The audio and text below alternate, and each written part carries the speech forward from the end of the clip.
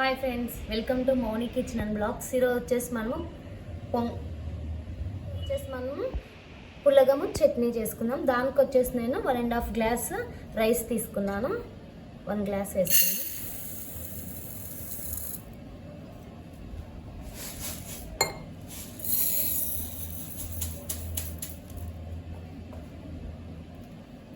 One and half glass rice.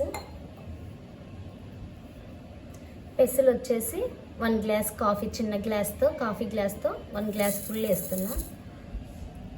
ఇవి రెండు వచ్చేసి ఒక 2 టైమ్స్ బాగా కడిగేసుకుందాం. కడిగేసి ఒక 10 మినిట్స్ నానబెట్టుకుందాం. అప్పుడే మనకి పులగం అనేది టేస్టీగా బాగా వస్తుంది. సో ఇప్పుడైతే మనము 2 సార్లు అయితే కడిగేసుకున్నాము. 1.5 గ్లాస్ రైస్కి 3 గ్లాసెస్ వాటర్ వేసుకుంటున్నా.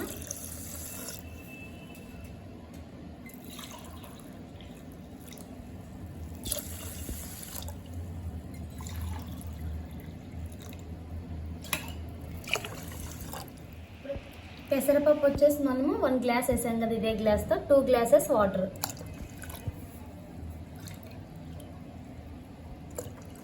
ఇప్పుడు వచ్చేసి 1 స్పూన్ సాల్ట్ వేస్తున్నా.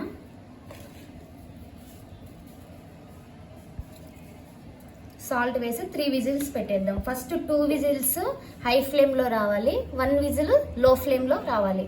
Total 3 whistles. మనకైతే 3 విజిల్స్ అయిపోయాయి. ఎలా అయిందో చల్లగా అయిన తర్వాత చూద్దాం. పర్ఫెక్ట్గా అయితే అయిపోయిందనమాట. చూడండి. ఇప్పుడు వచ్చేసి ప్లేట్లోకి సర్వ్ చేసుకుందాం.